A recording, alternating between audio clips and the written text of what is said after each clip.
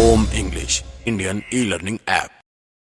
Hello friends, welcome to Om English the Indian e learning app. दोस्तों, basic English 2.0 का ये हमारा सेकंड लेसन है, जिसके अंदर हम पढ़ने वाले हैं कुछ खास। आज का ये लेसन आपके लिए बहुत ही इंपॉर्टेंट होने वाला है, क्योंकि इसके अंदर हम एक बेसिक कॉन्सेप्ट को समझेंगे, जिसके अंदर एडवांस लेवल के स्टूडेंट्स भी मिस्टेक करते हैं। दोस्तों, कोई भी बिगिनर लेवल का स्टूडेंट होता है ना, जो कि शुरुआत से इंग्लिश बोलना स्टार्ट कर रहा है, तो उसके सामने ढेर सारी समस्या आती है, ढेर सारी प्रॉब्लम आती है। वो क्या आती है? उसको ढेर सारे इंग्लिश वर्ड्स याद करने पड़ते हैं, जो कि आम बोलचाल में हम यूज करते हैं, और इसके साथ उन वर्ड से सेंटेंसेस बनाने के लिए रूल्स भी याद करने पड़ते हैं, और उन रूल्स की प्रैक्टिस करनी पड़ती है, उन वर्ड्स की प्रैक्टिस करनी पड़ती है, उन वर्ड्स को बोलने की प्रैक्टिस करनी पड़ती है, जिसकी वजह से किसी भी बिगिनर को इंग्लिश हार्ड लैंग्वेज लगने लग जाती है, कठिन लैंग्वेज लगने लग जाती है। पर दोस्तों, ध्यान से सुने मेरी बात को, कोई भी चीज आपके लिए हार्ड जब तक ही है, जब तक कि आप उस चीज को सीख नहीं लेते। अगर आपको इंग्लिश को आसान बनाना है ना, तो इसके लिए आपको इंग्लिश को सीखना होगा, और एक बार तो सीखना ही पड़ेगा। आपने कोई भी प्लेयर को देखा होगा, वो पूरे साल प्रैक्टिस करता है, मैट पर, अपने ग्राउंड पर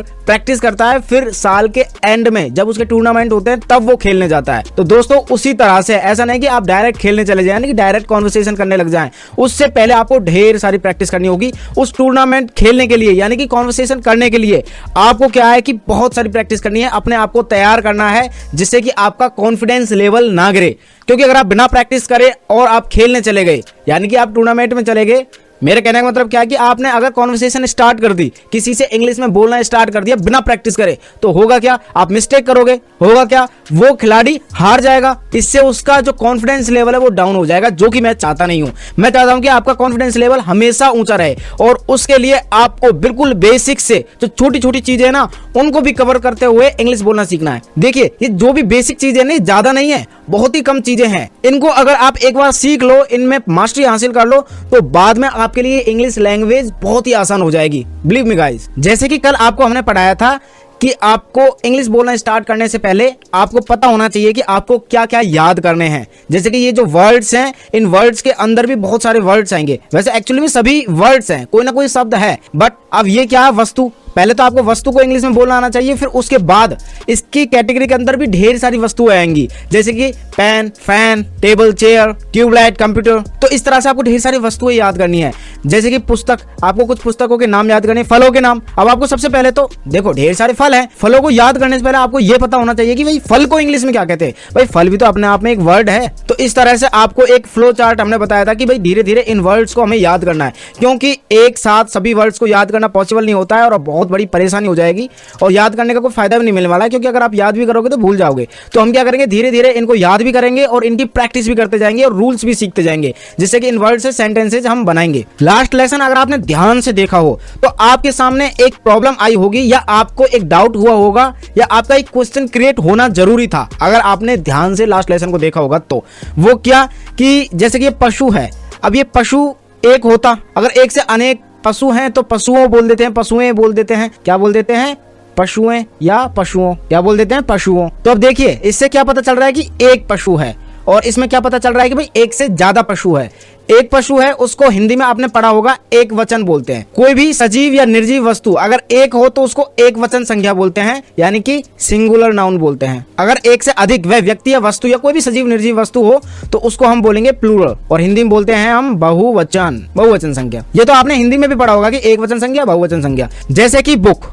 अब आपको क्या है कि एक बुक का बोध हो रहा है। अब इसमें अगर मैं एस लगा देता हूं ना, सिर्फ और सिर्फ एस ऐड कर देता हूं, तो अब ये किताबें बन जाता है। बुक का मतलब क्या होता है? किताब। और अब क्या बन गई? ये किताबें। तो अब ये एक से अधिक का बोध करा रहे हैं, तो इसको हम क्या बोलते हैं? Singular plural. तो इसको हम क्या बोलेंगे कि भाई हमने सिंगुलर से प्लूरल कर दिया। यानी कि अगर हम बुक से बुक्स करते हैं, यानी कि बुक यानी कि एक बुक, और बुक्स यानी एक से अधिक, तो ये प्लूरल हो गया। अभी तक आपने क्या पढ़ा होगा कि अगर हमको कभी भी किसी भी सिंगुलर नाउन को अगर प्लूरल बनाना है, यानी कोई भी एक वस्तु व्यक्ति हो, अगर उसको अनेक बनाना है, प्लूरल बनाना है, तो आप क्या करते होंगे? सिंपल एस लगाकर प्लूरल बना देते होंगे।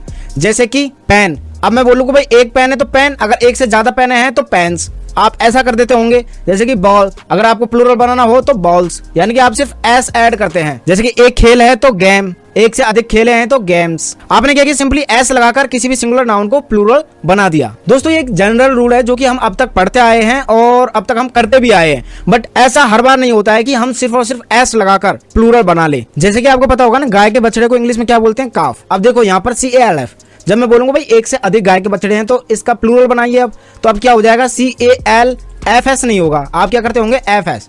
ये गलत है, इसका सही क्या है CALF, इस F को हटा देंगे CALVES, ये इसका प्लूरल हो जाएगा। यानी कि इसका मतलब एक बछड़ा और इसका मतलब एक से अधिक बछड़ा। तो इस तरह से भी होता है, मतलब हमेशा S लगाकर प्लूरल नहीं बनता है। तो चलिए अब जानते हैं कि किस तरह से हम किसी भी सिंगुलर नाउन को हम प्लूरल बना सकते हैं। हमने लास्ट लेसन में नाउन से स्टार्ट किया था, अब नाउन के बारे में थोड़ा सा और जान लेते हैं। वो क्या कि देखिए जो नाउन है ना, नाउन दो प्रकार के हो सकते हैं, ठीक है। एक तो वो काउंटेबल नाउन और एक अनकाउंटेबल नाउन। काउंटेबल नाउन वो होते हैं जिनको गिना जा सके, यानी कि वे सजीव निर्जीव वस्तुएं जिनको गिना जा सके, उनको हम क्या बोलेंगे, काउंटेबल नाउन।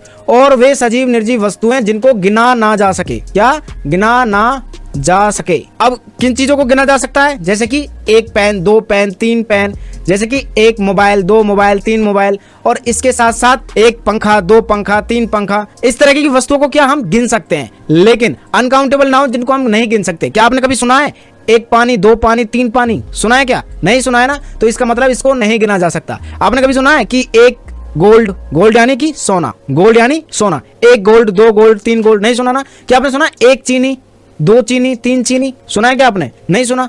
तो इसका मतलब वे सभी चीजें जिनको हम गिन नहीं सकते उनको बोलेंगे हम अनकाउंटेबल नाउन। अच्छा, एक चीज तो हमको समझ में आई, जो अनकाउंटेबल नाउन होती है ना, उनको गिना तो नहीं जा सकता, लेकिन उनको तोला, नापा या मापा जा सकता है, ठीक है।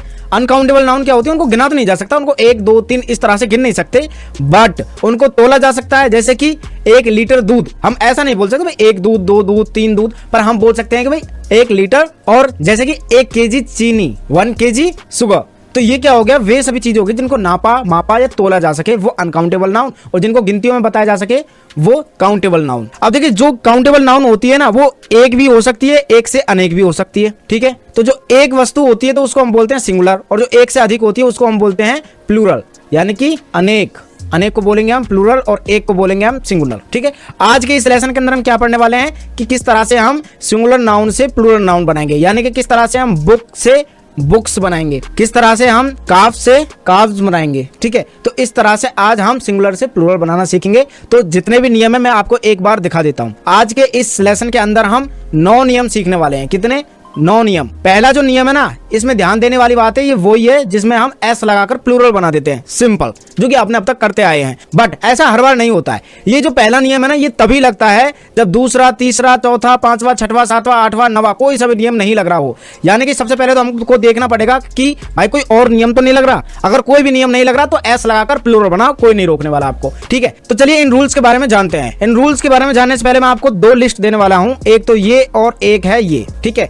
ये जो लिस्ट है ना, इनको आप वीडियो को पॉज कर क्या है अपनी नोटबुक के अंदर लिख लीजिए। मैं आपको ऐसा क्यों बोल रहा हूं, क्योंकि ये वो वर्ड्स हैं जिनके ऊपर कोई भी रूल नहीं लगता है और ये रूल के विरुद्ध है, यानी कि ये क्या है, अपवाद हैं। क्या है ये? अपवाद। यानी कि जो कुछ रूल हम बताएंगे ना, जैसे कि इस वर्ड के अंत में CH है तो रूल कहता है कि CH है तो ES लगाकर प्लूरल बनाएंगे। अब यहाँ पर हम S लगाकर प्लूरल बना देते हैं, तो ये क्या रूल के विरुद्ध है, यानी कि जो रूल के खिलाफ हो उनको हम अपवाद बोलते हैं। तो ये सभी अपवाद हैं, तो इनको सबसे पहले याद करना है, क्योंकि स्टूडेंट्स इन्हीं में मिस्टेक करते हैं। और जो एग्जाम की अगर आप तैयारी कर रहे हैं तो एग्जाम में भी इन्हीं चीजों को पूछते हैं, क्योंकि स्टूडेंट क्या सोचता है कि यहाँ भाई रूल लगा देंगे, जबकि ये रूल के खिलाफ होते हैं। तो इनको सबसे पहले आप याद कर लीजिए कि भाई जैसे कि स्टमक है तो इसमें स्टमक्स होगा, ठीक है। तो इस तरीके से ये प्लूरल बनेंगे। जैसे कि चाइल्ड है तो इसका चिल्ड्रन होगा, ऑक्स है तो ऑक्सन होगा, ब्रदर है तो ब्रदरन होगा, फोटो है तो फोटोज होगा। तो इस तरीके से इस लिस्ट को आप अपनी नोटबुक के अंदर नोट कर लीजिए और इनका प्रोनाउंसिएशन लर्निंग टैब के अंदर से सीख लीजिए। जो ऐप के अंदर है ना, जहां पर आप इस वीडियो को देख रहे होंगे, वहां पर आपको वीडियो के साथ साथ PDF भी मिलती है और लर्निंग प्लेटफॉर्म भी मिलता है और MCQ टेस्ट भी मिलते हैं। तो लर्निंग प्लेटफॉर्म पर आप क्या कर सकते हो, इन सभी वर्ड्स की प्रोनाउंसिएशन सीख सकते हो। तो देखिए शेफ, इसका S लग जाएगा, जबकि मैंने आपको बताया था ना CALF, यानी कि F को हटाकर VES लगाएंगे, यानी कि CALVES। अब देखिए इसमें क्या है कि F नहीं हटा है और S लगाकर प्लूरल बना दिया, तो यानी कि जो रूल अब मैं बताने वाला हूं ये उसका क्या है, अपवाद है। तो ये सभी अपवादे हैं, तो इनको सबसे पहले आप क्या कर लीजिए, नोट कर याद कर लीजिए। इनको पीछे के लिए छोड़ो ही मत, इनको अभी के अभी याद कर लीजिए और इनको 1-2 बार रिवाइज कर लीजिएगा, ये आपको एज इट इज याद हो जाएंगे।